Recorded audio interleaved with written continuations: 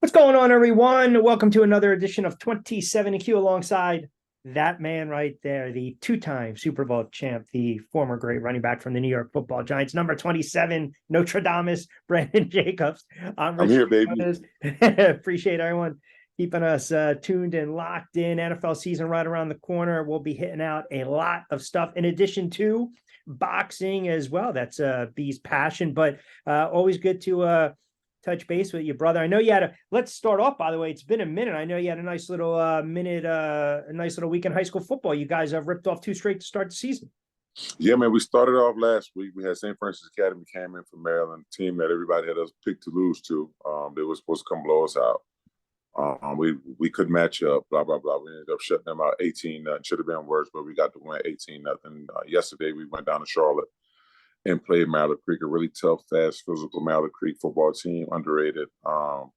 Played us tough. We had some turnovers. We played bad. Like, we didn't play the way Buford football was supposed to be played, and just all around. So I mean, the kids gonna keep growing and keep getting better. But right now, we were currently ranked at number 5 in the country. I'm not sure if that's going to stay or drop after last night's 10-7 victory. But right now we're just trying to get together, man, and get it done right.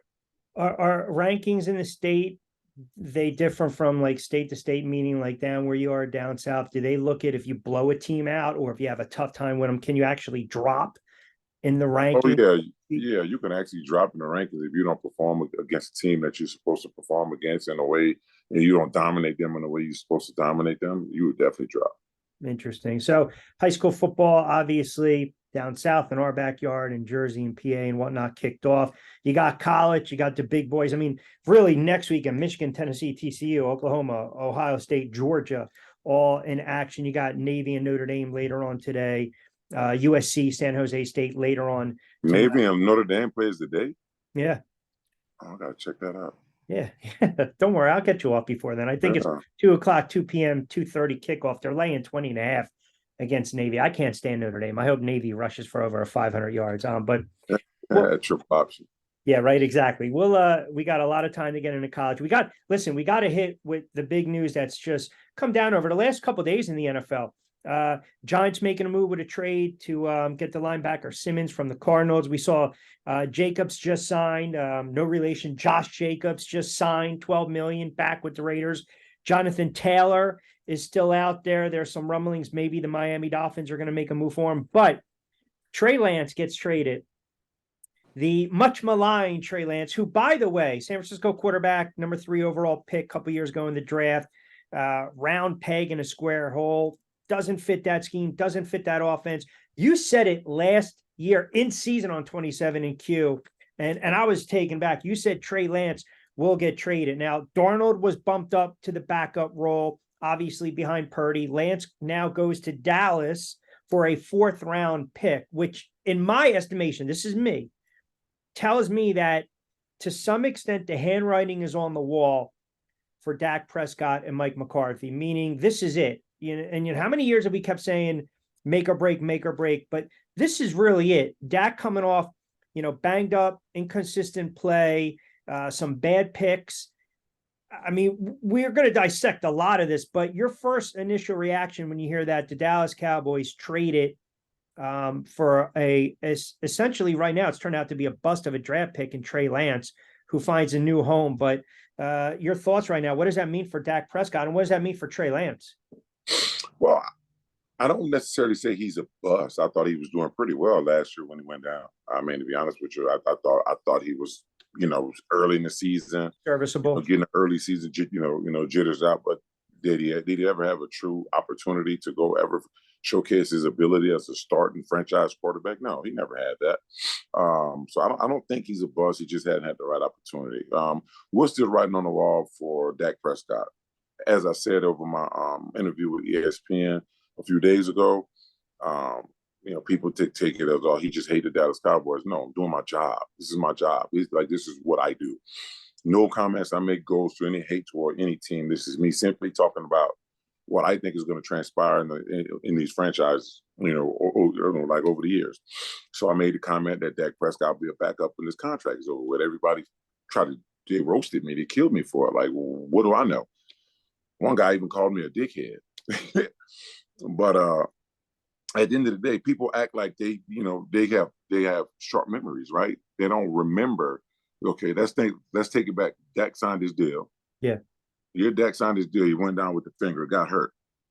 Cooper Rush came in and that's right. he lit it up for Lit it Dallas, up. right? Lit it up. Lit it up. So now people have these, no one knew, but everybody was wondering, will Dallas maintain, will Dallas keep Cooper Rush as a starting quarterback when Dak Prescott get back from his injury? That was his fate. That was something that that was talked about. So people Yep. forget that stuff, right? They forget that type of stuff. This is right after his deal was done. So now he has 2 years left on his deal. He's contracted to Dallas through 2024. Yep. He's making $160 million over I think it's over 4 years or something like that. Correct. He's in the third year of that deal right now, and is Dallas going to give him another $100 million contract after after this contract is over? No, he's not. Which means he's not going to accept it because Dak Prescott is going to think he's better than that. I don't blame him. He has to think that he's better than what they're offering, or like all of us do. Like, no heat against Dak Prescott at all, but it's just the business. So Dallas is not going to offer him that, right? So now they got a Trey Lance there who they can probably give $50-60 million to for over whatever to come out and play football, right? So with that being said, is Dak where else in the NFL can Dak Prescott go and be a quarterback and be a starting quarterback? Which what I said in the next 2 years he'll be a backup not due to ability, but due to more finances, more than ability. The 160 over 4, it's a massive cap charge of $59.4 million 2024. If they keep him with no deal, it's $59.4 million. That's the cap charge. If they cut him or trade him before June, it's right around $61 million. So, I mean, I went back and forth. A couple of my buddies, my one good friend, he's a diehard Dallas fan. We're on a thread, about 10 of us. We're going back and forth. We're talking about the numbers. We're talking about this. And I said, look, I think it's a twofold. This is me. Whether you think Dak Prescott can play, and let's not forget, this guy's a 4th-round draft pick, Dak Prescott, but because he's got the star on the helmet with the Cowboys, we tend to think he was a top 10 draft pick. And he played well early on in his career, but then so many injuries. He's 2-4 in the playoffs. The decision-making hasn't been there. They lost a couple offensive weapons. I think a lot of it also has to do with the play calling, but the inconsistency. This, to me, we talked about it last year during the season. This, to me, is a move where, okay, Dak, you're not going to have to look over your shoulder unless you ball out, right? Because you've got the kid, Will Grier. They're going to let him play tonight in the preseason to showcase what he has. He'll be released. You got Cooper Rush. Cooper Rush, to your point, B, probably thinks like, what the frig, man? What the hell do I need to do? I believe they got minimal risk with Trey Lance. So even if it doesn't work out with Lance a year or two, you have a bridge quarterback. But to your point, even a step further, when you look at Dak Prescott and you line him up in the NFC East, I mean, listen, Jalen Hurts is better than Prescott. Daniel Jones is better than Dak Prescott right now. Washington's high on this kid, Sam Howell. So I think all eyes are going to be on Prescott in that Dallas offense. I just don't believe he's a franchise quarterback anymore. I think he's a serviceable quarterback that can get Dallas to 10, 11 wins. But if you need to go, well, let me phrase it like this. If you need to go 80 yards with 2:20 to go, 2-minute warning, 1 timeout, and you're down 6, I mean, I can throw out a bunch of quarterbacks. Is Dak Prescott one of those quarterbacks you want under center? No, not necessarily, but he definitely have the weapons around him to go 80 yards. But I'm not sure if he's the piece to it. I don't believe he's got the clutch gene in him, and I also believe this is more of Jerry Jones thinking, okay, Trey Lance was a 3rd overall draft pick. It didn't pan out. It was a bad pick by the 49ers. He didn't fit that offense. He didn't fit that scheme. So now it's like, let me do a reclamation project, right? Let me bring him in, see if I can get something out of this kid, because it's low risk, high reward. And you think about the numbers, you're not going to break the bank for Trey Lance. With all that being said, if the Dallas Cowboys start the season 2-4, 2-5, and Dak's struggling and he's throwing picks and Lance is doing everything he needs to do in practice. And oh, by the way, jumps Cooper Rush as the backup. Do you see Jerry Jones basically whispering McCarthy's ear, put this kid in? And if that's the case, now you got a full-blown quarterback controversy. I'm not sure if that will go to that.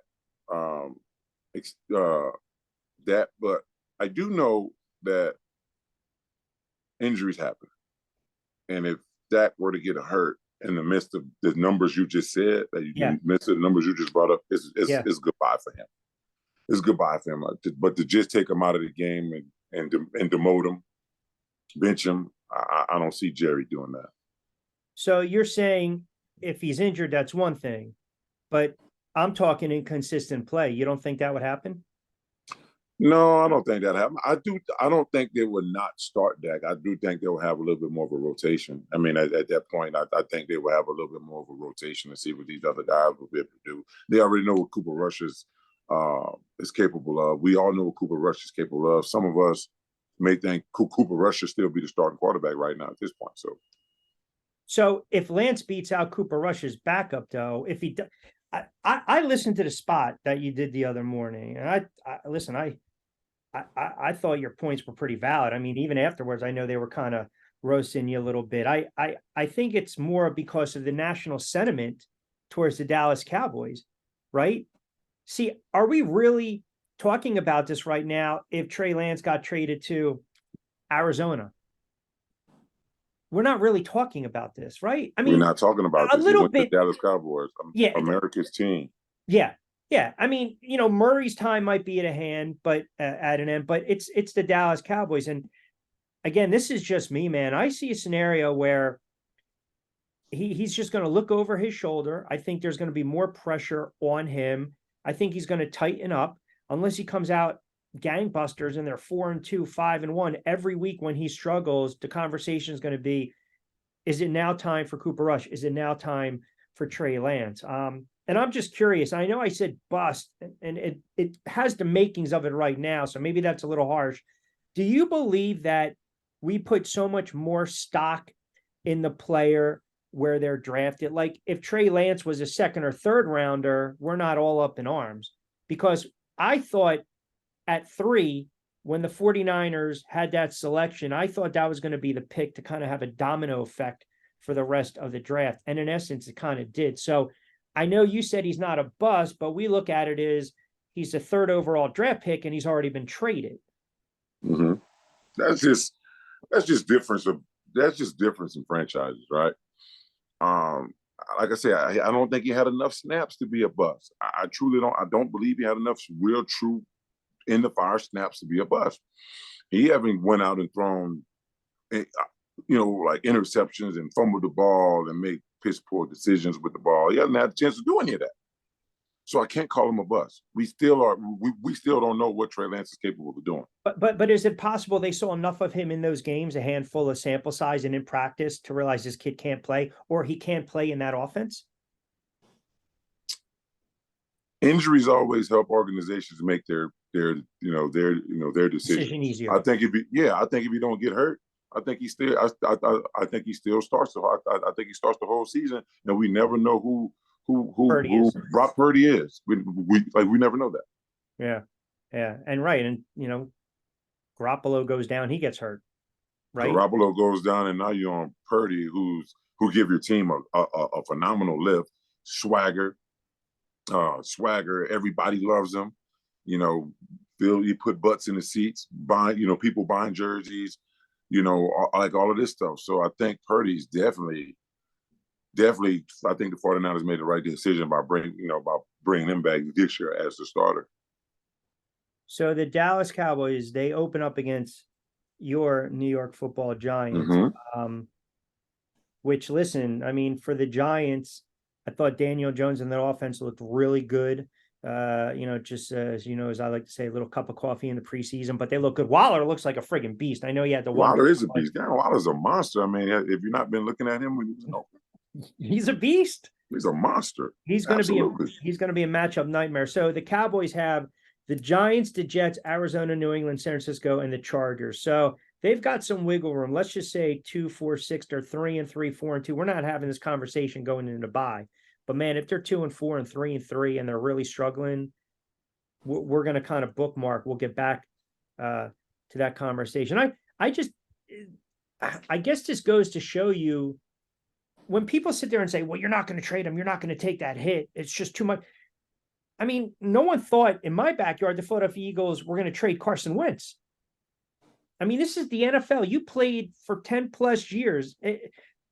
Carson Wentz was the number 1 or 2 overall pick. He was an MVP caliber player if he doesn't get hurt. Yeah. They make the trade with Cleveland. He doesn't get hurt against the Rams the year they win the Super Bowl and Foles comes in. You could have argued he was an MVP of the NFL. It's just. But we all know Nick Foles was a baller. I don't think they make it if Wentz is in there. I don't think they do that. Oh, listen, I agree. I mean, Wentz was the second overall pick with that trade. I agree. I think Foles they call lightning. From what he went to North Dakota State or something like that, which the same college that Trey Lance went to. Yeah, FCS school. Yeah. Do you subscribe to tanking in the NFL, like in the NBA? No. So Arizona's. They're jettisoning a lot of players. And by the way, I love the move that the Giants made for the kid Simmons. You get some depth right there, but that's a great transaction. Yes. Great one. I'm going to give you some of their defensive players in a second. So they trade a former first round pick in Simmons, former third round pick in Josh Jones for limited return. And this is all, incumbent upon Kyler Murray still is out for a indefinite amount of time. I mean, we talked about Trey Lance and Dak Prescott. I think Kyler Murray's time is coming at an end in Arizona, and they gave him a monster friggin' contract, and this kid would rather play video games and study a playbook. Because in college, your natural ability is enough. You're probably the most talented guy on the field. It's not the case in the NFL. You got to watch film. You got to study. You need one leg up on everybody you play. You got to know what they do. You got to know, they slants and they defensive lineman slants, their coverage. Who normally, what safety does what corner strong and weak point, what strong and weak. You got to know that stuff. You got to watch this stuff.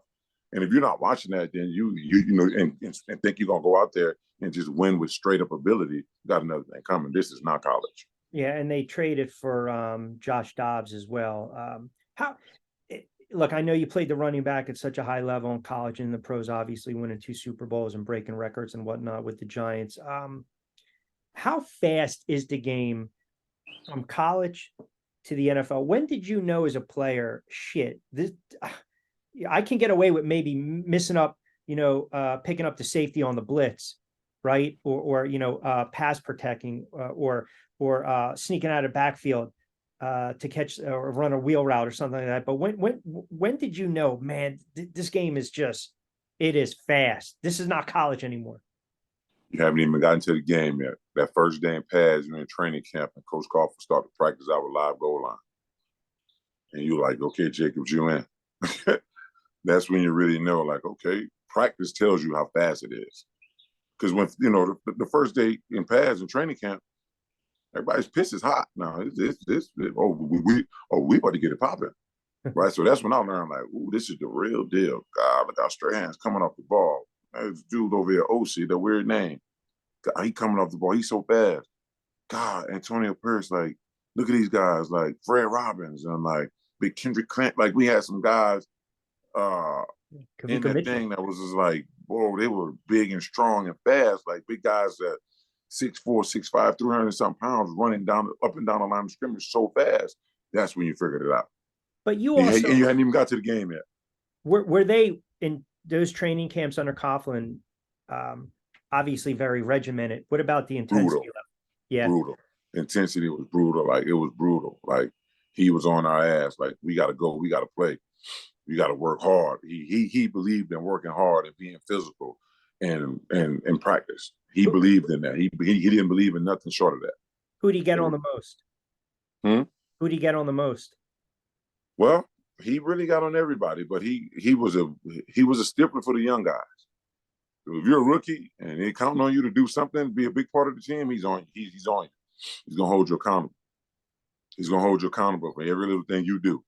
Yeah, and You know? I guess the reason I ask you is because when you go back to the Murrays, the Lances, quarterbacks that have struggled, the game speed, right? If you can't pick it up, you can't pick it up. You're not going to play. You can't mask that. I can't fake it because I had natural God-given talent in college. Right.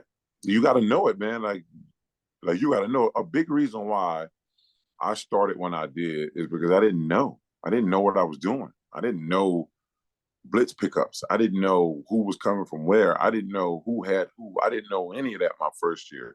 I started learning. I got in the film room probably in January or February that next season, going into my second year, to actually sit down with Gerald, the running back coach. He took extra time to me when he should have been spending time with his family. He took time with me to watch film, go through this with just me. Teach me this, teach me that. In my second year, I came out being a third down back. Yeah. Now I know my blitz protections. Yep. Teak is the first and second down guy. Could be a third down guy too. Now I'm getting some burn. Now you can put me in the game. Give me the rock a couple of times. Let me touch the ball a few times. And if you happen to call a pass while I'm in there, you ain't got to sub me out. Yeah, yeah. So I was playing, my second year. Then Tiki retired, and then I claimed the throne as a starter. Took me 3 years to figure that stuff out. Wow. And I ended up I figured it out. Because I remember too, it was always, in the beginning, who's this number 27 coming on the field? This kid from Sullivan, Illinois, right? A short goal line situation, just give up the football. But you said 3 years back in the day, the life expectancy of an NFL running back was 3 to 5 years. Yeah. You have a lot of margin of error. Yeah. So it took me 3 years, man, to at least be comfortable in that offense. And then we ended up firing the offensive coordinator my second year in the league during the season. Yep. Huffnick. Yep. So Coach Gilbride ran the same system. He didn't change anything. So thank God I didn't really have to learn a whole bunch of new stuff, But the way of him calling games and the way of him coaching as a coordinator was totally different than what Huff was. Totally different. I was afraid of Huff. Like I was afraid of him. He would ask me questions. I would be so afraid I wouldn't even answer because I wouldn't know. I'm like, then he'd just go on to somebody else. Was that for lack of preparation or just not knowing? I don't know, man. I don't know. I don't know. It was a lack of preparation. I just knew that some of the stuff he may have asked me, I'd known, but I was just so afraid of him that he didn't come off as a guy who liked anybody. Yeah. He was set at lunch by himself sometimes. Like I didn't know he would like anybody, so I felt a little bit more comfortable with Gilbride because Gilbride was gonna he was gonna get on you. He was gonna look you in your eyes. His face was gonna be real red. His mustache he had was gonna be jumping up and down. He was gonna be on you. He was gonna be on you. He was gonna hold you accountable. Huff didn't do that. He just looked at you stupid. Yeah. He just looked at you stupid. Like so, I was kind of afraid of him. I wasn't afraid of Gilbride because Gilbride was transparent with you. He was transparent like with you. And then the fact that we had our running back coach Gerald who knew it all. Yeah, we had so it wasn't not a whole lot that none of us ever knew. And I think by that time too, right, Eli starts to build a little more equity up in the league and with you guys. And that offense, you started to open up. I mean, because listen, the MO was always pound the rock, soften up the defense, then open it up. How many times do you hear someone say they're passing the run or they're setting up to run the pass? I mean, those years, you guys had the balance of attack, right? When you get multiple running backs running over 1,000 yards, you get a couple of receivers, grabbing over 1,000 yards and 60, 70, 80 catches. I enjoyed those offenses under Gilbride. I did because it was, okay, you make a mistake, but at least I'm going to try to throw the ball down the field, right? I'm going to be a little more creative. And I think that's what the Giants are going to do this year with Dable. I just see these weapons, man. This is when it goes back to the Saquon conversation. He's not going to have to carry the football 300 plus times. He's just not. They got all. He's getting older. He can't do that physically. He can't do that. Can Saquon probably do it physically? Yeah, but he's going to wear down as the season goes and probably not be as productive. So you don't want to give him that many toes. Listen, you've got Robinson coming back, Shepard, I think he might be on the block. I think they might try to trade Shepard. They have a congested wide receiver room, man. You got the kid Hyatt, you got the kid Campbell, the speedster,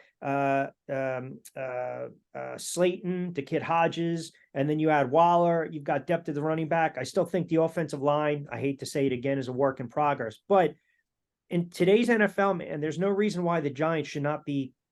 They should be able to score at least 28 points a game. Absolutely. It's not asking a lot. But I don't see Sterling Shepard being traded, though. I don't see that. That's a congested wide receiver room. Sterling Shepard is a franchise guy. He's a program guy. They love him. They love him there. I agree with you. More than I do. I agree 100%. I don't see him going anywhere. He can't stay healthy.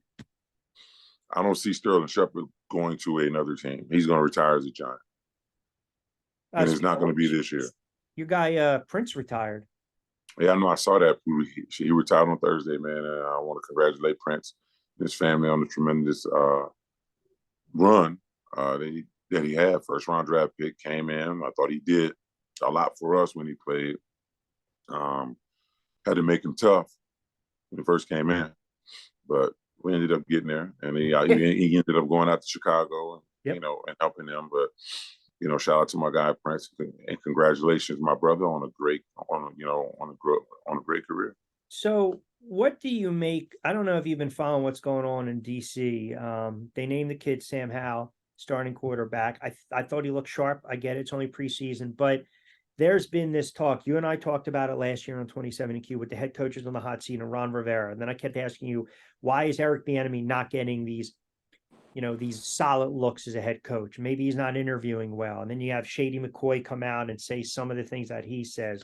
Then all of a sudden, some of the starters for Washington, the notable guys, are complaining that Bieniemy's too hard on them. So they've already mentioned it to Rivera, who kind of had a backpedal and called into question, to kind of paraphrase, in so many words, Coach Bieniemy, maybe he's got to soften up a little bit. And I'm bringing this up because I don't know what we're going to make of Washington this year. I don't know how good they're going to be, how bad they're going to be. I know they were competitive last year. They were right there in that home game against the Giants. The Giants got the win with the Thibodeau sack, fumble, and touchdown, and that kind of changed the complexion for the Giants. And Washington still finished competitive record.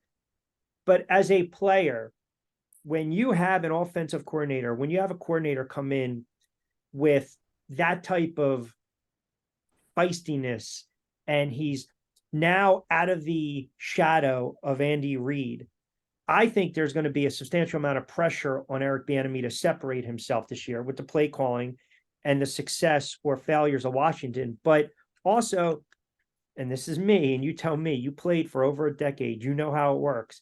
I also believe he's gunning for Ron Rivera's job. And he's not going to, I believe he's sitting there saying in the back of his mind, man, truth serum, this is the place I need to be. Let me get this kid Hal going. Let's this offense spark. All of a sudden, I look good. If we're losing games, Rivera's going to be out, and then I'm the natural fit. I slide right in as head coach, and I finally have my head coaching job that I desire. I definitely see that, and that's probably a decision when making this decision to go to Washington. That's probably was a big part of it. As far as the kids, I keep saying that. As far as the players complaining about he's too hard, players got to get over it.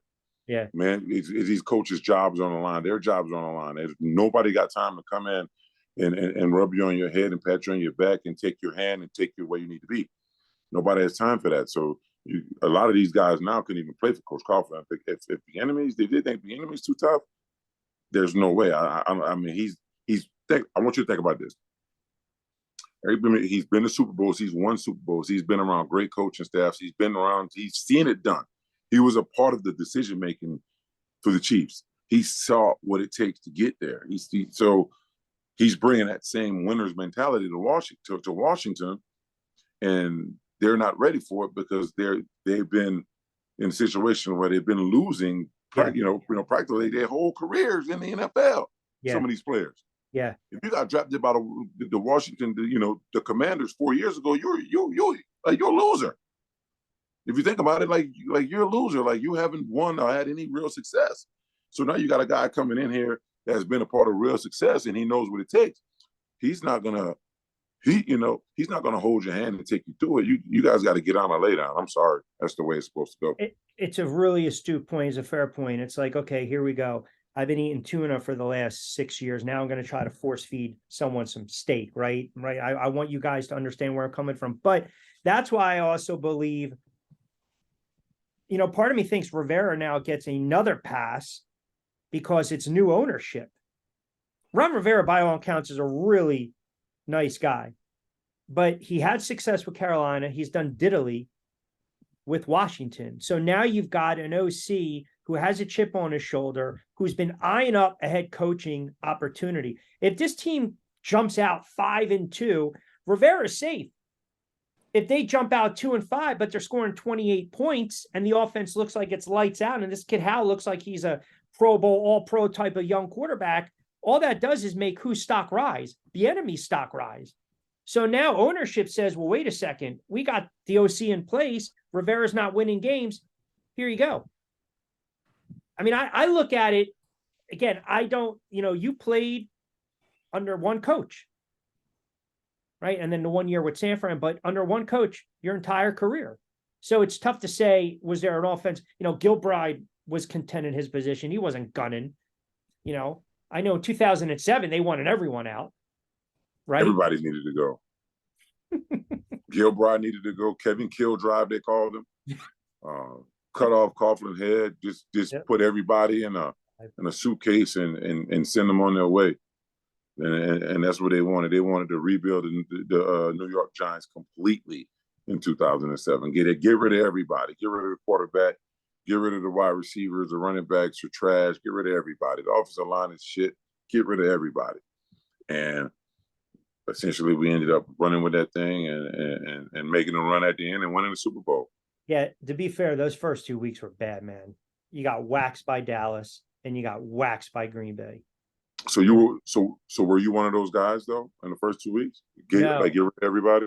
I was. When you guys God's on. Come on, man. God's honest truth. Hand to God. I'll tell you where I got really pissed.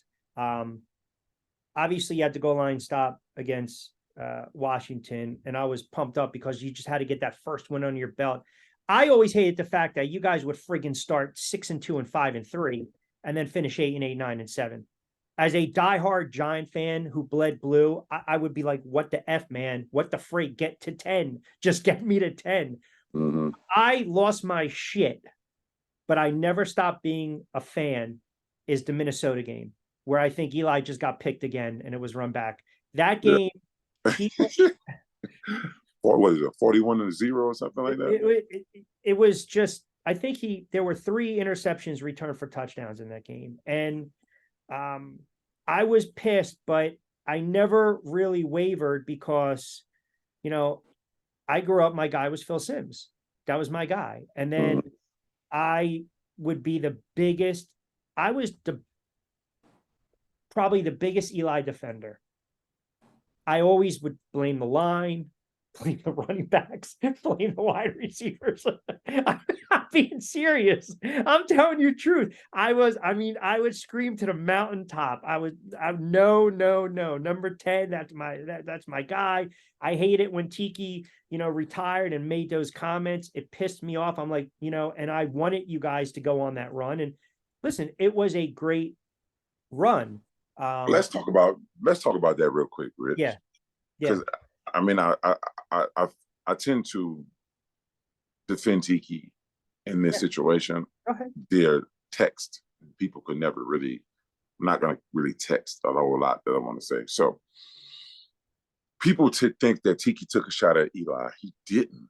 I don't think that wasn't what it was. He said Eli as a leader, it almost looked like it wasn't supposed to be him as that leader, as that emotional leader of the team. Because it almost looked like it was fake. It was comical watching him trying to do it.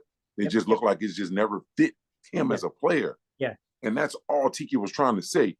Never said anything bad about Eli's performance. Never said anything bad about the decisions he made.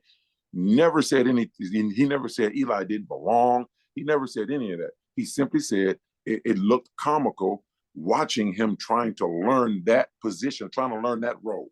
on But being a that's not leader. what. But you're That's what he defending meant. him as your teammate, and I can appreciate that. But that's not what fans see and hear. What we see and hear was a guy that, until Coughlin came aboard, friggin' would fumble the Duke even in his sleep. And then Coughlin fixed that. Now, don't get me wrong. I was a huge Tiki Barber fan. I would call him Tiki Bear. Tiki Barber was a great running back and learned how to tie and tight and retired in his prime, man. And I see you grinning right now because as a fan, I can't allow a guy to go out the door. And by the way, he still went out, statistically great year. And then the team 1,800 yards. but then you turn around, you win the Super Bowl the next year. So it looks like he's got egg on his face because they dismissed Eli. But I don't think it's due to him. It's due to him not No, being of there. course not. Of course not. Like people, I just want to say, like, nothing he said was about Eli was anything really bad. He was just only saying that watching him trying to assume that role as a leader, as a young kid, Fair point. It just didn't look right. It was comical trying to watch him do that. And we heard it was comical and thinking this guy's taking a shot at the supposed franchise quarterback. Yeah, because people and are. I got over it. It's just a bunch of sensitive stuff. Like Tiki. I mean, I don't think Eli even took it as anything. No, because I don't think he took it as anything because it wasn't meant to be what people made it. He did a spot on ESPN in New York in 2011 and said, "Hey, I think I'm elite," and everyone ran. You can't spell elite without ELI. Everyone ran, and then what happens? You guys had a great run. Mm-hmm, absolutely. Do you think Tiki Barber is a Hall of Famer? Yeah, I've debated this and argued with my friends, man. So Barber, kind of like Amani. Amani used to return punts early on in his career. Yeah. Tiki Barber was a punt return specialist, and then he started to get carries. I think Barber was a really good back. I think Tiki Barber, to some extent, is an underrated back because you have to look at the whole of his career. Like, I pulled up his numbers, okay? His last 5 years in the NFL, he had 11-2, 13-9, and 5 touchdowns. So we're talking 13, 26, 40, averaging about 9 a year. He rushed for 1,300, 1,200, 1,500, 1,800, 1,800. And oh, by the way, he carried the ball the last 2 seasons of his career, 357, 327 times. That 2006 basically ran you guys into the playoffs when he had that monster game against Washington. Mm-hmm. Averaged. What's his average? 5.2, 5.1, 4.7 for his career. But then he also, if you look at receiving, he had a pretty, as a running back, man, he had over 5,000 yards receiving, 12 touchdowns. He had 586 receptions as a back. So if you talk all-purpose yards, 51, 83, 10, you're talking almost 16,000 all-purpose yards. I didn't even pull up 15,632 yards from scrimmage. I mean, I think he was in the MVP conversation once, and that was his second to last year, and he finished 4th. Right. He never really got the respect that he really deserved. I think Teague is a Hall of Famer. Should be in already, you ask me. I mean, think about it. He didn't even he had 170, 94, and 128 touches his first 3 years. If he actually was a full-time back then, you're probably looking at another 3,000 yards. That's 13,000 plus another 5. That's almost 20,000 total yards scrimmage. But see, I'm telling you how the voters will think.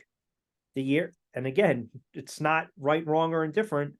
He retires, then win the Super Bowl the next year. Now, again, it's circumstance. I get it. I think that's BS, though. I mean, that's so much BS. I mean, I don't think that would have been any different if he'd have played my third year in 2000. I think if he'd have played, I think we'd have won it anyway. Because we would have more bullets in the chamber, more weapons to use. You know, You couldn't. we go running back by committee with him and I. Yeah, yeah, And then the good thing came from Tiki retiring is we had the opportunity to draft Amari Bradshaw. that's right. If Tiki didn't retire, I don't think we drafted. That's right. And you think of So Steve Smith, Bradshaw, and Kevin Boss. You had know a that, big right? had a big hand in making it to. That's what I'm saying. I mean, it wasn't that so much of the running back position had so much more production that year that Tiki left that we won the Super Bowl. It's just because of the draft that we was able to pull together when he retired. We like you say, Steve Smith had a lot to do with it. Kevin Boss had a lot to do with it. Barry Cofield on defense had a lot to do with it. Yep. Aaron Ross had a lot to do with it. Like it was just that draft and all was a really good draft for the Giants. I just never understood why you guys would jump out to those great starts, man. I mean, you friggin' I'm looking right now, man. 2009, 5-0. 5-0. Then you got I'm sorry, you got your heinies kicked in against the Saints. Yeah, they put up almost 50. And then you're 5-4. Then you get to 7-5. And then I'm not talking about that Deshaun game because I can't even watch it. And then you guys fade late. I mean, it seemed like as a fan, it would get so friggin' frustrating, man. 10-6 the next year, 2010, and you had a couple bad losses. Then 9-7, 2011. It's feast or famine. You get in, you guys are making a run. Mm-hmm. Right. So, we always, like my first few years with the Giants, we had good records. Now, we always won double-digit games. Yeah. So we just couldn't finish in the playoffs. I mean, that's just we wasn't a playoff team.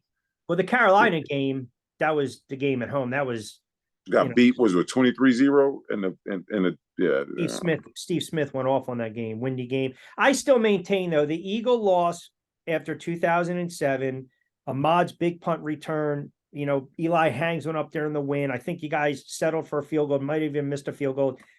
I still maintain this, man. When people say, give me your sports take that you'll die on the mountaintop, if Plaxico doesn't have his accident, I believe you guys go back to back. And I believe then if you win in 2011, and now you're looking at 3 Super Bowls, then there's not an argument to be made with some of the players, Hall of Fame or not. That's just the way I look at it. Oh yeah, Plaxico. If that doesn't happen with Plax, we definitely. It was easy then. It was easy, man. We was putting up 500 yards of offense that season. It was easy. It was just easy to win for us. Then we had the confidence out of this world. But we knew why we were winning, though. Just like when Plax ended up going down and the whole thing happened, we knew what was coming, and that was the way we won the first 12 games of the season. I mean, that was the way we played the first 12 games of the season. It was 11-1 when that happened, and we knew why. Offensively, you can't double Plaxico and stop the run. Yeah, you can't do both. And we knew why we were successful. Now, Plaxico that year, I know people want to say we blame everything on Plaxico, but he didn't do this, he didn't do that. But if you think about it with Plex, he was hurt that year with an ankle. He had a nagging ankle like that year, and in his production, he wasn't. It wasn't because they were doubling it. Yeah, they were doubling him like they were putting a safety, like they had a safety, like over him the whole time. So what ended up happening was we ended up running the ball like pretty good, and Amani ended up having a good season. We had other guys doing well. But when Plexico went down, people started to say, okay, well, we're going to do this now. We're going to bring an extra guy in the box. Yep. We're going to stop the run and force them to throw the ball to Amani Tuma had to have him win the game. Yeah. Yeah. I mean, you guys ripped off. You guys were after the Cleveland, you got waxed by Cleveland. You guys ripped off 10, 11 in a row. I think you were 11-1, 12-2 at one point. I mean, I as a fan, I was extremely confident that, and I hated the fact that the Eagles snuck in because, the Eagles were always taking care of the Giants. They beat Minnesota. Westbrook bails out McNabb. They get you guys, in the divisional game, and then they turn around, they played Arizona in the NFC Championship. I thought you guys would have beat Arizona, and I'd make the case if you got there, you could have beat Pittsburgh. We beat Pittsburgh and beat Arizona and Arizona that I know you did. That season. I know. So Arizona is a West Coast team with a dome, pretty much.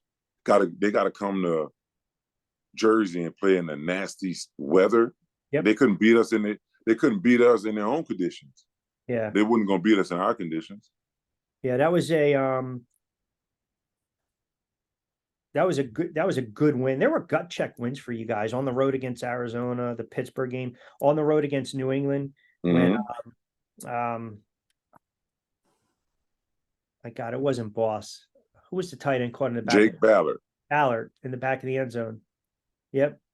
That was a gut check win, man. Oh, you guys had some, they were tough teams, man. But as a fan, you go through that year after the first Super Bowl, and you're like, man, no one's friggin' beating this team. Nobody. We got blew out in week 4 by Cleveland, in Cleveland, That's Monday night. You got That crushed. was it. We went in there thinking it was going to hand us the game on a silver platter and go back in the locker room, and we wasn't going to hear nothing of it again. They kicked our ass. They beat us. They whooped us good. Yeah, no. Braylon Edwards had a phenomenal game against us. Braylon Edwards. Killed us. Yeah, no doubt. So are you going to Aaron Rodgers is going to play you got the Snoopy Bowl tonight. Jets and the Giants. The Snoopy game. Yeah, that is the Snoopy Bowl. Did you see your guy Eli tweeted the hardest he's ever been hit in his career was number 27? Yeah, man. So listen. So let me clear that up. You almost derailed the whole season, big man. I didn't almost do anything. Eli almost derailed the whole season. Eli called ride 10 trap. Well, that's a midline play. That's a midline play, but Eli looks out and see a fade ball that he wants to throw and doesn't check. Doesn't realize I'm running right at his ass. I'm running right at him. So he didn't realize, that route 11, it was either route 11 or route 10. One of the plays is still, I'm right down the midline. I'm right down the crotch of the center. He snaps it and tries to throw the fade, and I'm running like I'm getting the ball. I'm running into him. He had to change my route in order to be able to do that, and that's what happened. Yeah. That's what happened. Bloodied mess. Bloody mess, man. Hit by his own teammate. Yeah, that's what happened with that whole play, because sometimes I want to explain it because people think Brandon not know what he was doing and almost hurt our quarterback. No, that wasn't what it was. I was running the play that was called in the huddle, and Eli looked out and seen a fade he wanted to throw, and I ran into him. What happens on Monday when you watch film and you're all in the film room? Does Nothing happens. You kind of look over. Do you kind of look over and you're like, no, I mean, the coaches, they all knew what was up. So everybody knew what was up. Like you were probably like this. You were probably like this. Yeah, like the people on the team and the coaches, they knew what it was. Like, you can't do it. I love Eli to death. He's one of my greatest teammates. Love him like a real true blood brother. Easy E is my guy. Got his back 100% every time. But that was his fault, not mine. That was his fault. I'm trying to get in the end zone. I'm like, okay, we down here, we getting ready to run ride 10 trap. Midline. I'm out there. Sean gonna snap it. He's gonna go down block, and we're gonna trap, and I'm gonna hit that thing right down the crease, run over whoever it is. I'm going. This is goal line. This is right here on the goal line. He looked out and seen the fade, and he snapped it, took a step. Mind you, for this specific play, I'm already like my regular depth as a running back is 7.5 yards. Right. But when we run this play, I'm at 6.5. I'm at 5.5, 6. So my distance is down. So I'm taking 2 steps and I'm already on him. So he does this, take a step and try to throw the fade. I was like, damn, I didn't know he was gonna do that. But I knew I'd have just took a side away from where he was throwing it, but that wasn't what it was. So that wasn't my fault though. That's funny. That wasn't my fault at all. The big man, number 27, sets the record straight. I think Aaron Rodgers is going to get a series or 2 tonight. So, I mean, listen, I know everyone's sitting there, risk to reward. You throw them out there. I think the Jets want to show off their new toys. They're going to be interesting to watch. Now, I'll ask you this. If they start ripping off 5-6 wins to start the season and their schedule's tough, are we ever going to sit here and say now it's a Jet town because of Aaron Rodgers? Never, ever in life going to say it's a Jet town or anything close to it. The Jets went to the AFC Championship game during our stay during my stay in New York, and they still wasn't recognized as a Jet town. We got beat. I can't remember when we lost, but we weren't there. We weren't really any good like that year when they went to the AFC Championship game. It was a year before we won the Super Bowl. Yeah, the 2 years at Sanchez.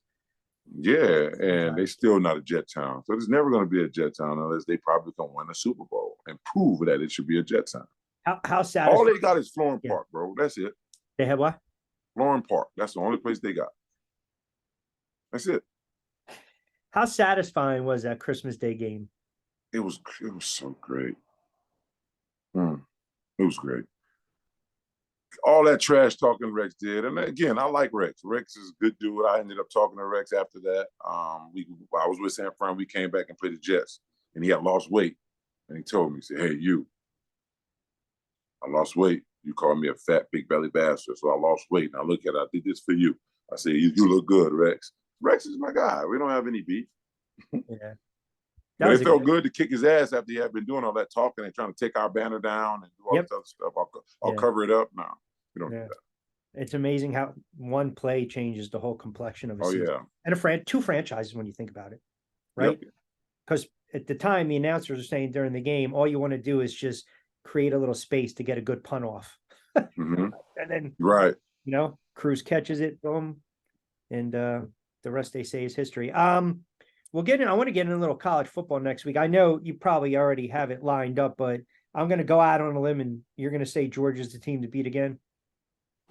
Yeah, I'm gonna go out on a limb and say Georgia's definitely a team to beat again. And I think Auburn is going to do pretty well this year as far as SEC is concerned. I think Ohio State's going to be really good. Keep an eye out for USC though. I got them in the national championship versus Georgia.